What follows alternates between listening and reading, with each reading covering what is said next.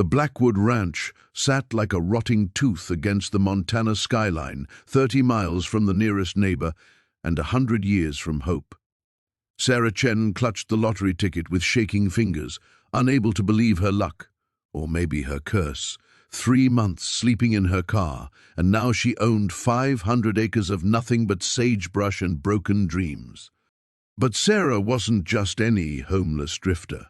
Former forensic archaeologist, disgraced after refusing to falsify evidence for a mining company, she recognized things others missed, like why the ranch's century-old well had been recently sealed with industrial concrete, like why her random lottery win came with a stack of legal papers demanding she never dig on the property. The first night, she heard them, voices echoing up from deep underground, voices that shouldn't exist. By dawn, black SUVs circled her property line, and Sarah realized she hadn't won a ranch. She'd inherited a target. What's buried in that well that's worth killing for? And why did someone want her specifically to find it? The October wind cut through her thin jacket as she stood before the farmhouse, its paint peeling like diseased skin. The real estate lawyer who'd handed over the keys had been nervous, sweating despite the cold. He'd stammered through the paperwork, emphasizing the drilling restrictions 3 times before fleeing in his sedan. Sarah pushed open the front door, hinges screaming in protest. Dust motes danced in the fading sunlight that filtered through grimy windows. The interior told a story of sudden abandonment. Coffee cups still on the kitchen table, newspapers dated 6 months ago, a child's toy truck sitting abandoned on the floor. She'd learned to read abandonment patterns during her archaeology days. This wasn't gradual decline. This was flight. Her phone buzzed. Unknown number. "Congratulations on your win, Dr. Chen," a smooth male voice said when she answered. "I represent certain interests who'd like to make you an offer." "I just got here," Sarah said. "How did you—" $5 million. Cash. "You sign the deed over tomorrow and walk away." The line went dead. Sarah stared at the phone.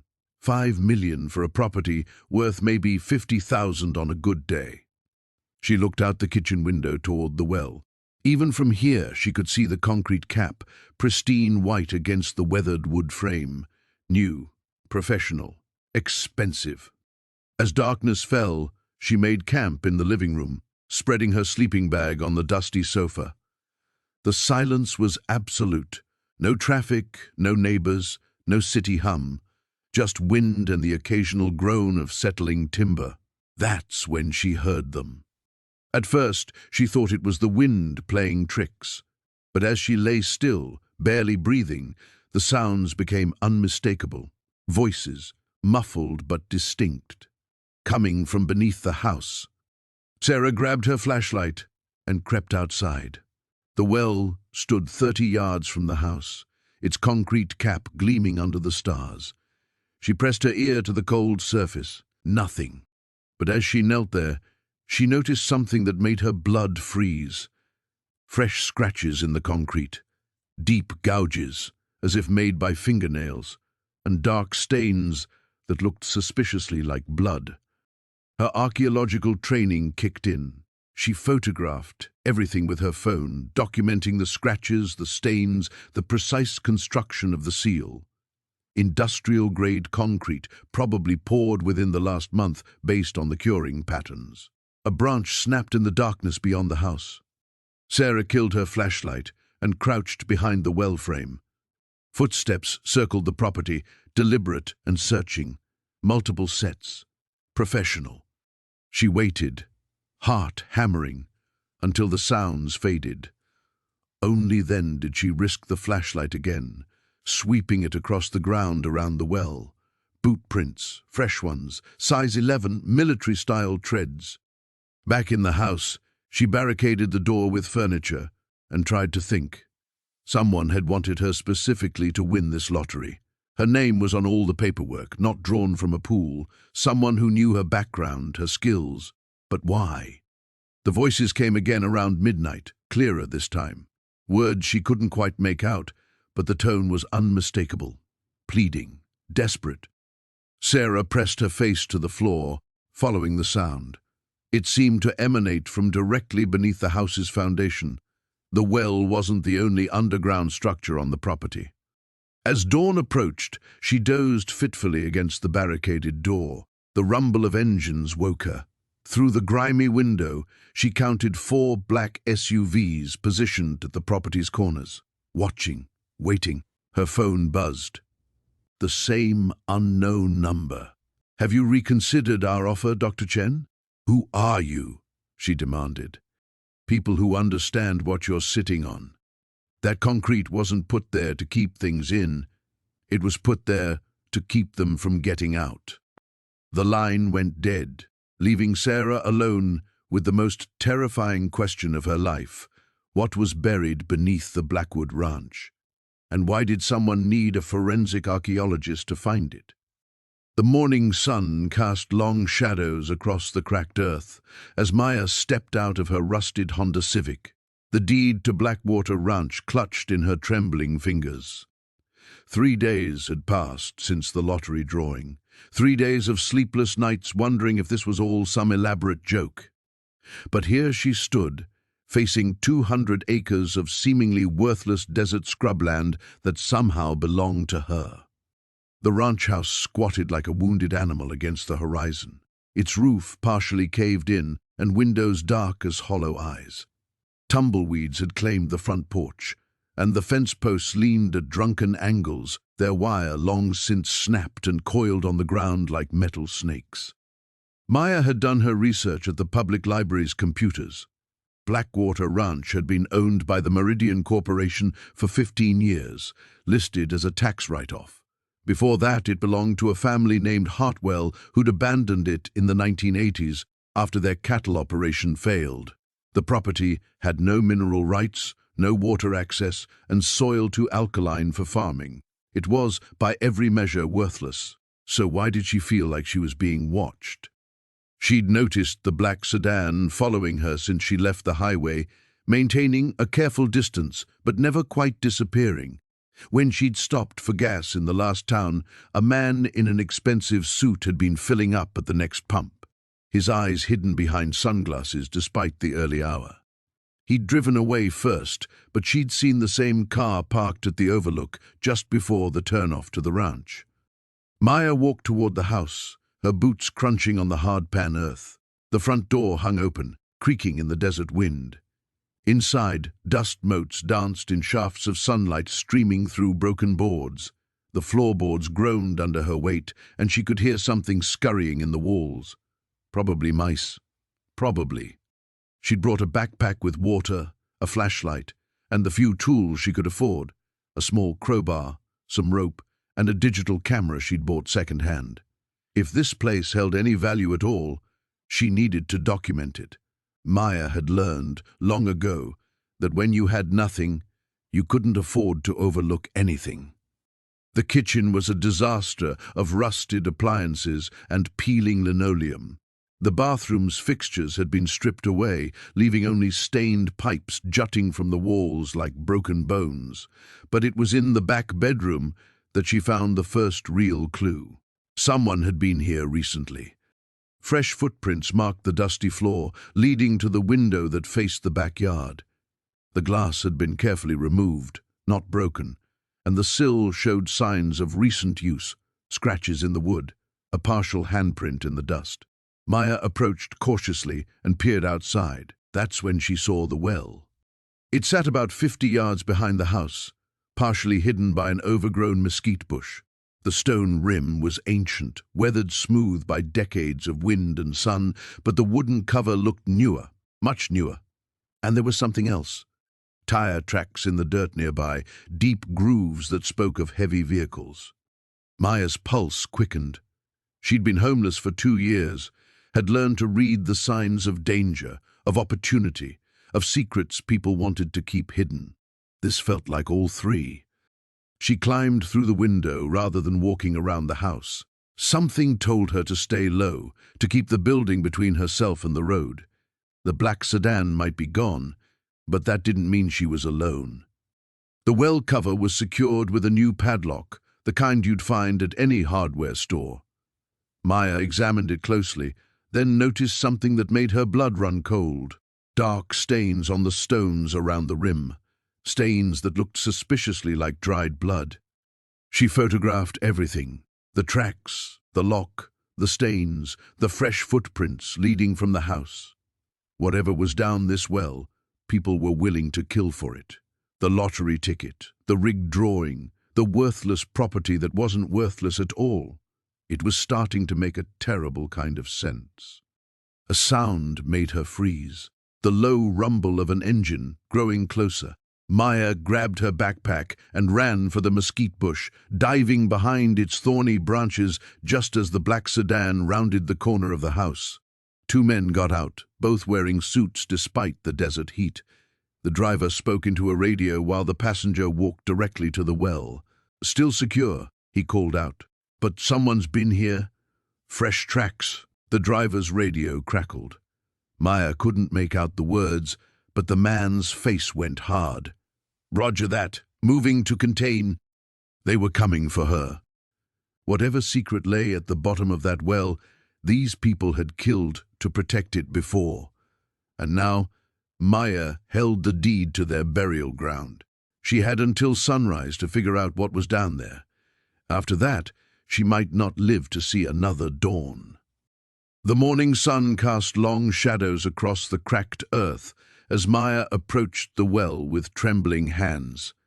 She'd barely slept, her mind churning over the events of the previous day, the lottery ticket that shouldn't have existed, the lawyer's nervous energy, the deed to a property she'd never heard of, signed over without question. Now, standing at the edge of the circular stone structure, she could see why someone might want to forget this place existed. The well's opening was partially covered by rotting wooden planks, and weeds sprouted from the gaps between ancient stones. A rusted metal bucket hung from a frayed rope that disappeared into the darkness below. Maya knelt and peered into the depths. The morning light penetrated only a few feet before being swallowed by impenetrable blackness. She dropped a pebble and counted. 1 Mississippi, 2 Mississippi, 3 Mississippi, 4. A distant splash echoed up from far below. At least there was water down there. She tested the rope with her weight. It held, though she could feel individual fibers snapping under tension. Maya had climbed down worse things in her 3 years on the streets: fire escapes, construction scaffolding, storm drains when the weather turned brutal. This was just another vertical challenge between her and potential survival. The descent began smoothly enough. Hand over hand, feet braced against the stone walls, Maya lowered herself into the well's throat. The temperature dropped with each foot of progress, and the circle of daylight above gradually shrank to a pale coin. 15 feet down, her foot struck something that wasn't stone. Maya paused, fishing her phone from her pocket and activating its flashlight. The weak beam revealed a metal object embedded in the well wall, a small steel box painted in faded military green and secured with a modern combination lock that looked distinctly out of place in this forgotten corner of Nevada. Maya's pulse quickened. She wedged herself against the walls and examined the box more closely. No rust, no weathering. Whatever this was, it hadn't been here long. The combination lock was a standard 3-digit model. Maya tried the obvious sequences first: 0000, 123, 999. Nothing. Then she noticed scratches in the metal around the lock, fresh gouges that suggested recent, repeated access. Someone had been opening this box regularly. A memory surfaced from her childhood, watching her father work on safes in his locksmith shop before the drinking consumed him. Most people, he'd told her, choose combinations that mean something to them: dates, addresses, numbers they can't forget even when they want to. Maya thought about the ranch above. The deed had listed it as lot 247. She tried those digits. The lock clicked open. Inside the box, wrapped in waterproof plastic, were documents. Maya pulled them out carefully, her hands shaking as she unfolded the first page. It was a geological survey, dated just 6 months ago, stamped with the logo of a company called Meridian Industries. The technical language was dense, but certain phrases leaped out at her. Significant lithium deposits, estimated value exceeds $200 million, and recommend immediate extraction protocols. The second document made her blood run cold. It was a list of names with check marks beside them. Harold Vance, checked. Maria Santos, checked. David Chen, checked. At the bottom, in red ink, someone had written property acquisition 90% complete. Remaining holdout, estate of E. Buchanan, resolved. Maya stared at that final word. Resolved. The clinical detachment of it made her stomach lurch. The third document was a contract between Meridian Industries and something called Desert Acquisitions LLC, outlining a plan to purchase undervalued properties in the Humboldt Basin through strategic market manipulation. The lottery wasn't mentioned by name, but the implications were clear enough. A sound from above made Maya freeze. Footsteps, multiple sets, moving with purpose across the ground near the well's opening. "You sure she came out here?" A man's voice drifted down. "Trucks parked right there, genius. Where else would she be?" Maya killed her phone's light and pressed herself against the well wall. The documents crackled softly as she stuffed them back into their plastic wrapping and shoved the bundle inside her jacket. "Miss Reeves?" A different voice now, smooth and professional. "I know you're down there. My name is Charles Meridian. I believe you've found something that belongs to me." Maya's mouth went dry. She looked up at the circle of light 30 feet above her head and saw shadows moving across it. "I have a proposition for you," Meridian continued. "Come up and we'll discuss a very generous offer for your new property. I think you'll find it substantially more than a homeless woman could expect to see in several lifetimes." Maya tested the rope below her. It held. The well continued downward into darkness, and she could still hear the distant sound of water. She had two choices: climb up and face whatever waited above, or continue down into the unknown depths and hope there was another way out. The shadows above shifted. Something metallic glinted in the morning sun. Maya chose the darkness. The beam of Mara's flashlight carved through absolute darkness as she descended the rope ladder. Each rung groaned under her weight, rust flakes showering down like metallic snow. The air grew colder with every foot, carrying a metallic tang that made her tongue feel thick and strange. 20 feet down, her boots finally touched solid ground. The well bottom was larger than she'd expected, opening into what felt like a natural cave system. Her light swept across walls that weren't the crude stone she'd anticipated, but smooth concrete, professionally poured and aged to a dull gray. This wasn't just an old well. This was something else entirely. Her pulse hammered as she moved the flashlight in slow arcs, revealing the space around her. The circular chamber stretched about 15 feet across, with what appeared to be a tunnel entrance carved into the far wall. Strange symbols were etched into the concrete near the opening, not random scratches but deliberate markings that looked almost like a primitive map or code. Mara approached the symbols, running her fingers over the carved lines. They felt old, worn smooth by time and moisture. But beneath the wear, she could make out numbers and letters, coordinates maybe, and what looked like arrows pointing deeper into the tunnel system. A sound from above made her freeze, footsteps on gravel moving around the well opening.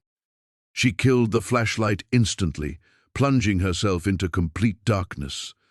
Her breathing sounded impossibly loud in the enclosed space. Above, she heard voices, at least 2 people, speaking in low tones she couldn't quite make out. "Check the house first." A man's voice drifted down. "If she's found anything, we need to know what." The old man said he sealed it up good before he died. Nobody's been down there in 20 years. Yeah, well, the old man also said the lottery was secure. Look how that turned out. Mara pressed herself against the concrete wall, her heart threatening to burst from her chest. These weren't random trespassers. They knew about the well, knew about some kind of seal, and they definitely knew about the lottery being rigged. The footsteps moved away from the well opening, heading toward the ranch house. She had maybe 10 minutes before they came back to check down here. She clicked the flashlight back on, keeping it pointed away from the opening above. The tunnel entrance beckoned, but venturing deeper felt like crossing a line she couldn't uncross. Whatever was down here, people had killed to keep it hidden. People were still willing to kill. But she was already past the point of no return, wasn't she? The moment she'd won that lottery, the moment she'd pulled up those boards, she'd painted a target on her back. Mara took a shaky breath and stepped into the tunnel. The passage was narrow but tall enough to walk upright. More symbols lined the walls at regular intervals, growing more complex as she moved deeper. Her flashlight beam caught something metallic ahead.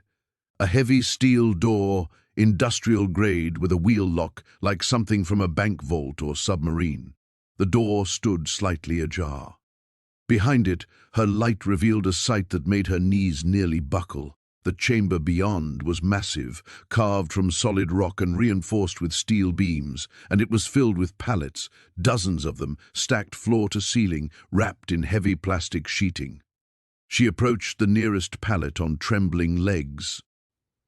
Through the translucent plastic, she could see the edges of what looked like currency. Lots of currency. More money than she'd ever seen in her life, more than she'd ever imagined in one place. But as she moved deeper into the chamber, she realized it wasn't just money. Some pallets held what looked like documents, others contained small wooden crates with military-style markings. One section held rows of metal cases that hummed faintly with electrical current. This wasn't a hiding place. This was a distribution center. A scrap of paper had fallen from one of the document pallets. Mara picked it up, squinting at the faded letterhead. Department of Defense. The words Project Blackwater were stamped across the top in red ink, along with a date from 15 years ago. Footsteps echoed down the tunnel behind her. They'd found the rope ladder. They were coming down. Mara stuffed the document fragment into her pocket and looked frantically around the chamber. There had to be another way out. Operations this size always had escape routes. Her light found it in the far corner, another tunnel, smaller than the first, sloping upward. The voices were getting closer, along with the bobbing glow of approaching flashlights. She ran for the tunnel, her own light bouncing wildly as she stumbled over loose rocks and exposed roots. The passage climbed steeply, winding left and right like a natural fissure that had been widened just enough for human passage. Behind her, shouts erupted from the chamber. They'd found her footprints in the dust. The tunnel suddenly opened up, and she found herself staring at a wooden trapdoor above her head, with rusted hinges and a simple latch. She pushed up hard, and it gave way with a groan of protest. Cool night air rushed in as she hauled herself up through the opening. She was inside the old barn. The rope burned against Maya's palms as she descended into the suffocating darkness of the well. Each foot downward felt like entering another world, the temperature dropping with every yard until her breath came out in visible puffs. The walls, slick with decades of moisture, seemed to press closer together as she went deeper than any water table had a right to exist. 20 feet down, her boots finally touched solid ground with a hollow thud that echoed strangely in the confined space. Maya clicked on her flashlight, and the beam revealed something that made her heart skip. This wasn't the bottom of a well. It was a chamber carved directly into the bedrock, its walls smooth and deliberately shaped. Ancient support beams, still solid despite their age, held up a ceiling that extended far beyond her light's reach. She swept the beam across the space and gasped. Wooden crates lined the walls, stacked 3 high and stretching into the shadows. Each bore the same marking she'd seen on the lottery documents. A stylized crown above 3 interlocking circles. But these crates were old.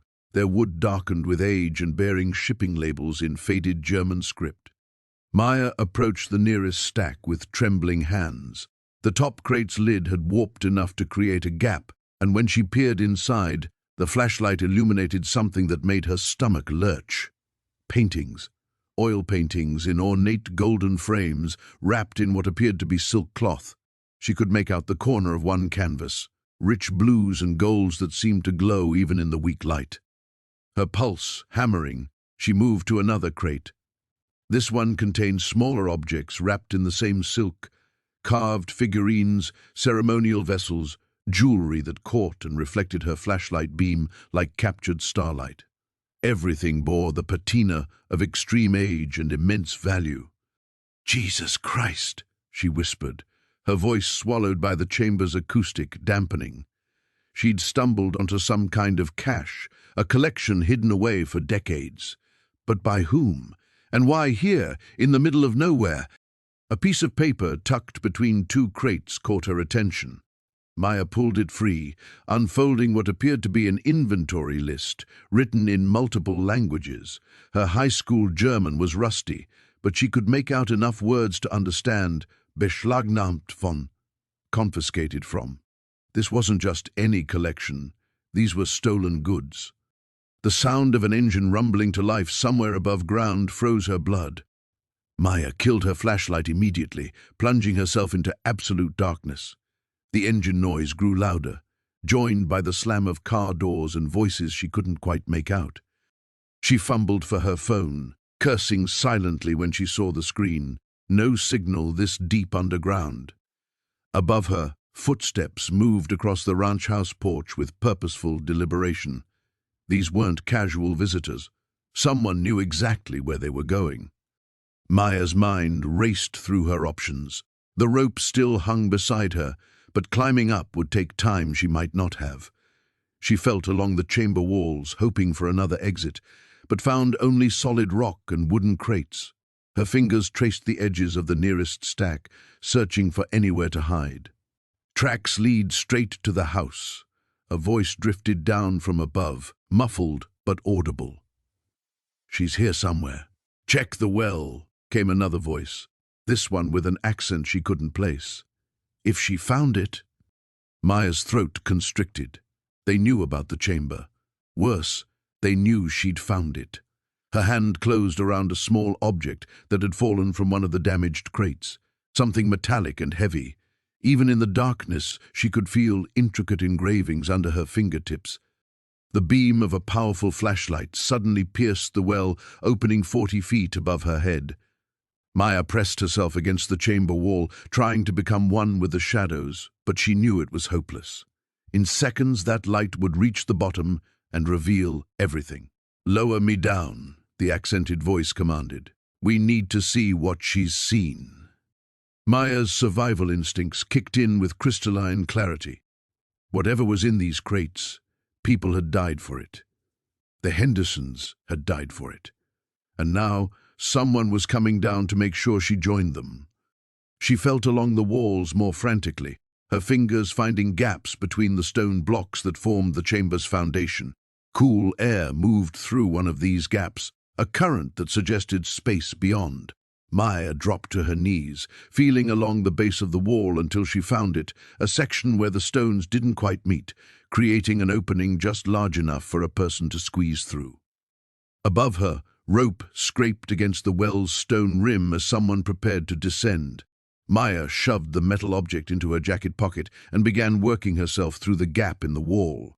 The space beyond was even darker than the chamber, if that was possible, but it led somewhere that wasn't here. As boots hit the chamber floor behind her, Maya disappeared into the mountain's buried secrets. The rope burned through Sarah's makeshift gloves as she rappelled into the darkness, her headlamp casting wild shadows on the stone walls. 20 feet down, 30, 40. The well seemed to descend forever into the earth's bowels. Her arms screamed with each controlled drop, muscles unused to this kind of strain after months of malnutrition. At 60 feet, her boots finally touched something solid.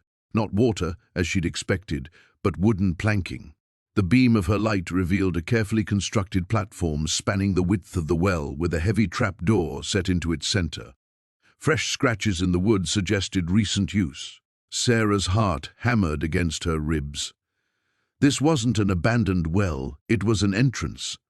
The trapdoor's iron ring was cold against her palm. She pulled, and it opened with surprising ease, revealing a ladder leading down into what appeared to be a natural cave system. The air rising from below carried scents that made her stomach churn, dampness, decay, and something chemical she couldn't identify.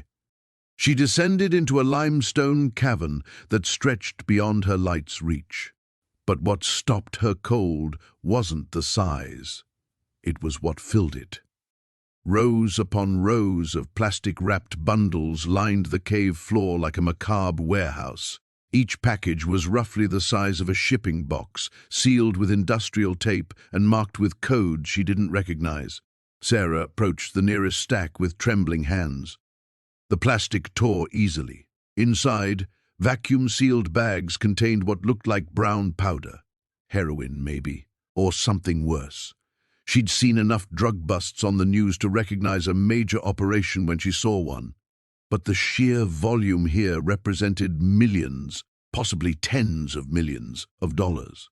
A sound echoed from above, footsteps on the ranch house porch. Sarah killed her headlamp and crouched between the stacks, heart thundering so loud she was certain it would give her away. Male voices drifted down the well shaft, distorted but urgent. Saw lights out here. Supposed to be empty until... Check the perimeter. She had to move. Now. Working by feel, in the absolute darkness, Sarah stuffed several of the smaller bags into her jacket pockets. Evidence. Then she felt along the cavern walls, looking for another exit. Her fingers found carved handholds leading up a natural chimney in the rock face. The voices above grew louder. Someone was arguing about whether to descend. Sarah climbed. The chimney was narrow, forcing her to wedge herself between the walls and inch upward. Her jacket caught on protruding stones. Her knees scraped raw against the limestone, but she climbed. After what felt like hours but was probably minutes, fresh air touched her face. The chimney opened onto a hillside 200 yards from the ranch house. She pulled herself out and rolled into the scrub brush, gasping. 3 vehicles were parked near the house now, 2 black SUVs and a white panel van. Men with flashlights moved systematically around the property. She recognized one silhouette, Detective Morrison, his bulk unmistakable even at this distance. Her phone had no signal, but the camera still worked. Sarah crept closer, using the rusted farm equipment as cover, and started documenting everything. License plates, faces when they passed under the porch light, the military precision of their search pattern. "She's not in the house," someone called out. "Rope's still in the well," another voice replied. "She's down there somewhere." Morrison's voice cut through the night air. "Find her. We can't afford loose ends. Not with the shipment coming in Tuesday." Tuesday, 3 days away. Sarah filed that detail alongside everything else. The cave location, the rope access, the coordination between local police and whoever these other men were. A radio crackled. "Boss wants this cleaned up permanent. No more playing around." Sarah had heard enough. She backed away from the ranch house, moving from shadow to shadow until she reached the tree line. Only then did she run. The highway was 2 miles through rough country, but she made it in record time, adrenaline pushing her past exhaustion. A trucker picked her up outside Millbrook and didn't ask questions about her disheveled appearance. At the town's single motel, Sarah paid cash for a room and locked herself in. She spread the evidence bags on the small table and photographed them alongside today's newspaper for dating. Then she uploaded everything to a new cloud storage account, sent copies to 3 different email addresses she created, and finally allowed herself to think. She'd found what they'd killed for, a major drug distribution hub hidden beneath land that was supposed to be worthless. The rigged lottery wasn't about giving her something, It was about keeping anyone legitimate from buying the property and discovering what lay beneath. But they'd made one crucial mistake. They'd underestimated what a woman with nothing left to lose would do to survive. Sarah checked the deadbolt again and settled in to plan her next move. She had evidence now, but she needed more than photos to bring down what was clearly a sophisticated operation. She needed allies, and she knew exactly where to find them. The rope burned against Maya's palms as she rappelled into the darkness, her headlamp cutting a narrow beam through the stale air. 20 feet down, the well's walls changed from crude stone to smooth concrete, and strange symbols began appearing in the light, not carved, but burned into the surface as if by intense heat. 40 feet. 60. The air grew warmer instead of cooler, carrying a metallic tang that made her teeth ache. When her boots finally touched bottom, Maya found herself standing not in water or mud, but on a metal grating that hummed with barely perceptible vibration. She swept her light across the space and her breath caught.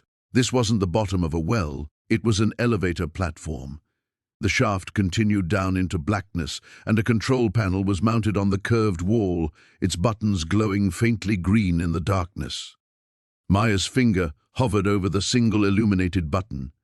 Every instinct screamed at her to climb back up, to run, to forget whatever lay beneath. But Detective Morrison's words echoed in her mind. People have died for what's down here. She pressed the button. The platform descended with mechanical precision, smooth and silent. 30 seconds. A minute. The walls rushed past, lined with the same burned symbols, until finally the elevator shuddered to a stop. The doors that opened weren't the crude wooden planks she'd expected, but brushed steel that whispered apart to reveal a corridor lit by recessed lighting. The air here was climate-controlled, carrying the antiseptic smell of a laboratory. Maya stepped forward on unsteady legs. The hallway stretched ahead, lined with reinforced doors bearing warning symbols she recognized from her brief stint cleaning office buildings. Radiation hazards, biohazards, restricted access. At the far end, warm light spilled from an open doorway. Her footsteps echoed, despite her efforts to move quietly. Each door she passed had a small window, but the rooms beyond were dark, filled with equipment she couldn't identify. In one, she glimpsed rows of cylindrical containers. In another, banks of computers with screens that flickered with incomprehensible data. The open door led to what could only be called an office, though unlike any she'd ever seen. The walls were lined with monitors displaying satellite imagery, stock market feeds, news broadcasts from around the world. A massive desk dominated the center, its surface covered with documents and what appeared to be geological surveys. Maya picked up one of the papers, her hands shaking. The letterhead read, Meridian Energy Consortium, and the document was dated just 3 days ago. She scanned the technical language until certain phrases jumped out. Extraction protocol, sir. Thermal out exceeding projection, sir. Containment holding at 94% efficiency. Looking for something specific? Maya spun around, her heart hammering. A man stood in the doorway, tall, silver-haired, wearing an expensive suit that looked surreal in this underground facility. She recognized him immediately from the newspaper photos Detective Morrison had shown her. Mr. Valdez, she managed. Miss Chen, you've been quite resourceful. He stepped into the room, his manner casual despite the circumstances. Though I must admit, we didn't expect you to find this place quite so quickly. What is this? Maya gestured at the monitors, the documents. What's really down here? Valdez moved to one of the screens, touching it to bring up a three-dimensional diagram.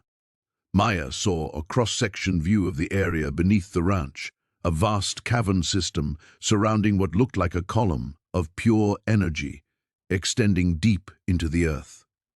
Geothermal energy, Ms. Chen, but not the kind they teach about in textbooks. His voice carried a mixture of pride and reverence. This is something entirely new, a thermal chimney that taps directly into forces we're only beginning to understand. The energy output from this single site could power half the state. Maya stared at the display. Then why the secrecy? Why not just... Because the extraction process is unstable. Valdez's expression darkened.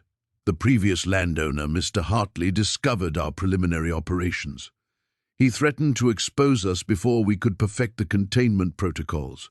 That would have cost not just billions in investment, but potentially catastrophic environmental consequences. So, you killed him. We protected a technology that could revolutionize clean energy. Sometimes difficult choices must be made for the greater good. Maya backed toward the door, but Valdez made no move to stop her. The lottery wasn't rigged to hurt you, Miss Chen. Quite the opposite. We needed someone who would disappear without questions, someone the authorities wouldn't look for too carefully. A homeless woman with no family seemed ideal. For what? To take responsibility for the unfortunate accident we're going to have to stage. A containment breach. Very tragic. The new landowner, unfortunately caught in the explosion. He gestured to another monitor showing seismic readings. The beauty is, everyone will blame poor maintenance by the previous owner. Meridian Energy swoops in to clean up the mess and eventually will be heroes for taming this dangerous but valuable resource. Maya's blood turned to ice. When? Valdez checked his watch, a casual gesture that somehow made everything more terrifying. Sunrise, approximately 4 hours from now. The rope burned against Maya's palms as she descended into the suffocating darkness of the well. Her headlamp cut through the black void, revealing ancient stone walls slick with moisture, and something else, a metallic sheen that made her stomach clench. 20 feet down, 30, 40. The air grew thicker, laden with a smell she couldn't identify, but that triggered every survival instinct she'd honed during years on the streets. Her boots finally touched bottom with a wet squelch. The beam of her light swept across a chamber much larger than the well's narrow opening suggested. The walls curved outward into a natural cavern, and everywhere she looked, metal containers lined the perimeter like sleeping sentinels. Each one bore symbols she didn't recognize, warnings in languages she couldn't read, but the universal radiation trefoil was unmistakable. "Jesus Christ," she whispered, her voice echoing off the stone walls. Above her, footsteps thundered across the ranch house floor. Sheriff Kellerman's voice carried down the shaft, urgent and commanding. "Spread out! Check every room, every closet. She's here somewhere." Maya pressed herself against the cavern wall, extinguishing her light. In the absolute darkness, she fumbled for her phone, its screen providing just enough illumination to reveal the scope of what lay hidden beneath the Whitmore property. Dozens of containers, some small enough to carry, others the size of oil drums, all of them bearing the unmistakable marks of military origin. Her hands shook as she photographed everything she could see. Each image felt like a death sentence, but also like vindication for every homeless person who'd disappeared, every drifter who'd asked too many questions about the Whitmore's sudden wealth 3 decades ago. A new voice drifted down from above, Marcus Whitmore himself, his cultured tone now stripped of all pretense. "The well, you idiots. She found the well." Heavy boots approached the opening.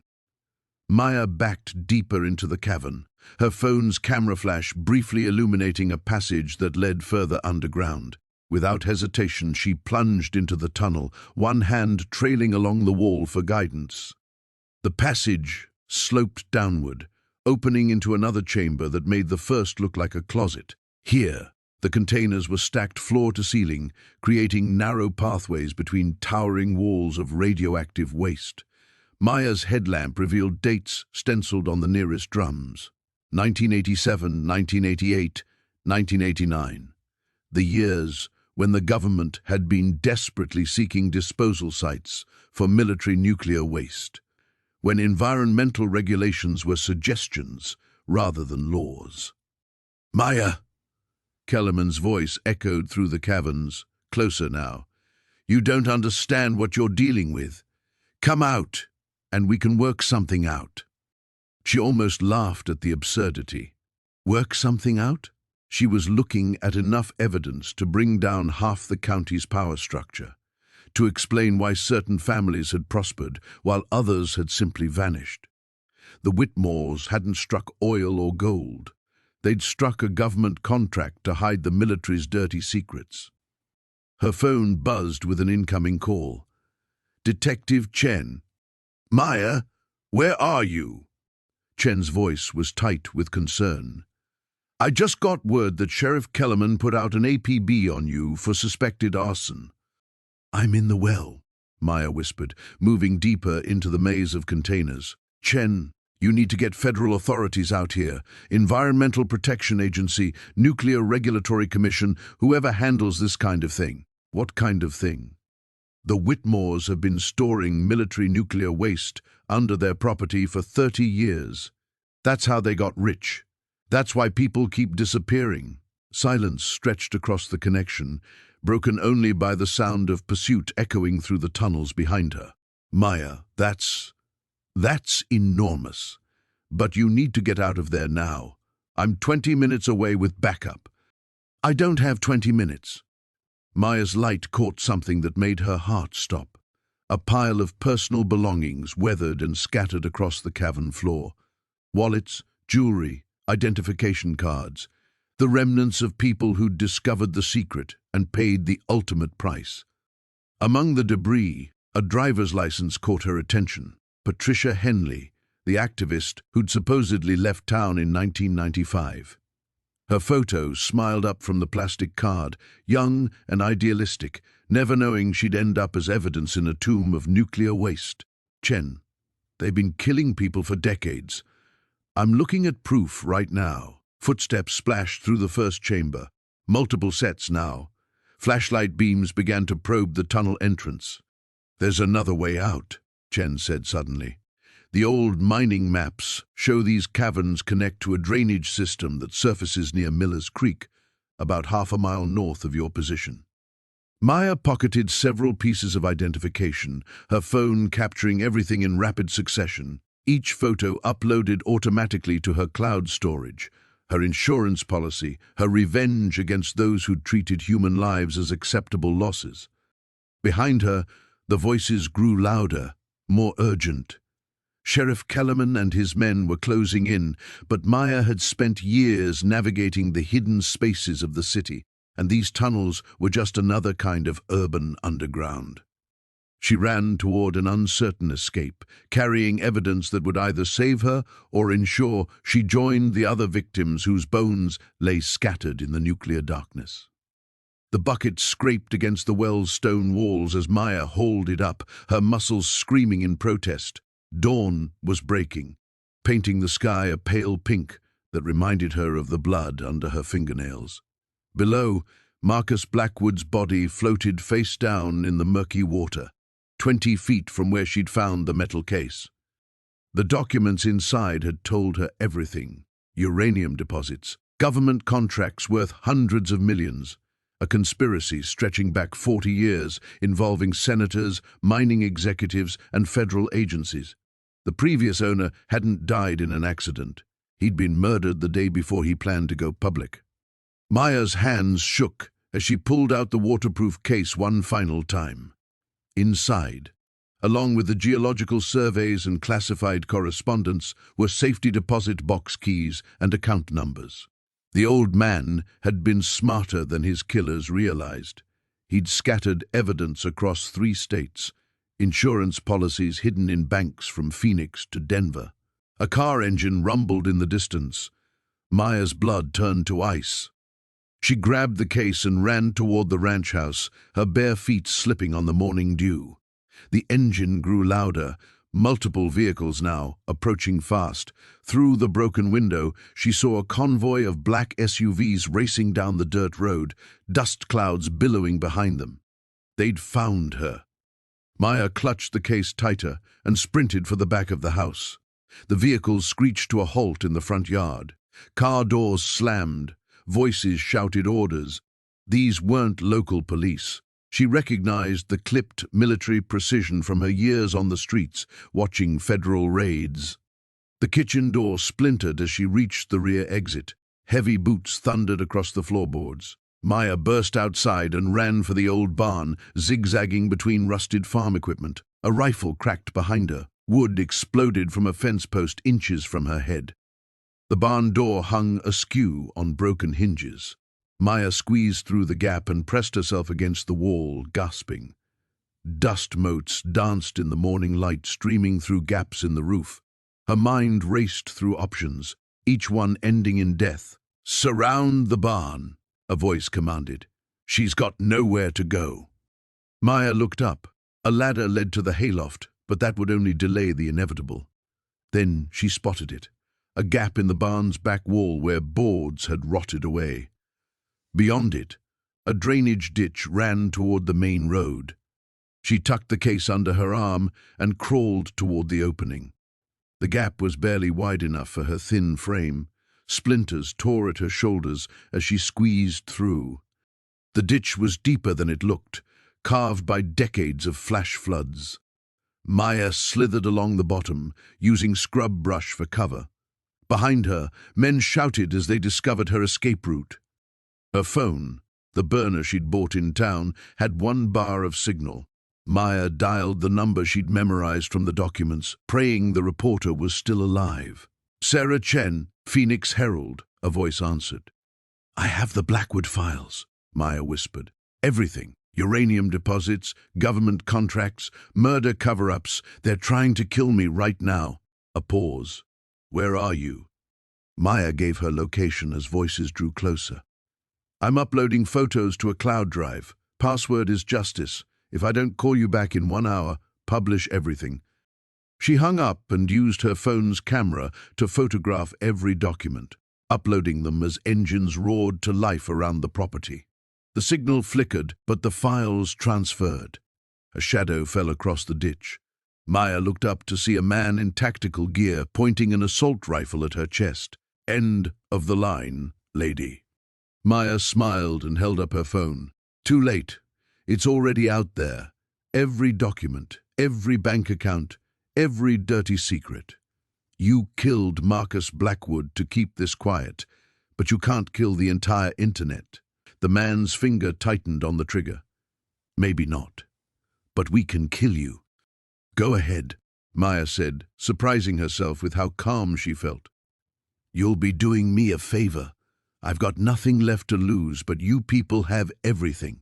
And now the whole world's going to know what you did." The man lowered his weapon slightly. "You have no idea what you're playing with. A $200 million cover-up. Government officials taking bribes. Murder?" Maya laughed bitterly. "I know exactly what I'm playing with. The question is, what are you willing to risk to stop it?" The sirens grew louder. The man spoke into his radio, then looked back at Maya with something that might have been respect. "This isn't over," he said. "No," Maya agreed, climbing out of the ditch as the first police car appeared. "It's just beginning."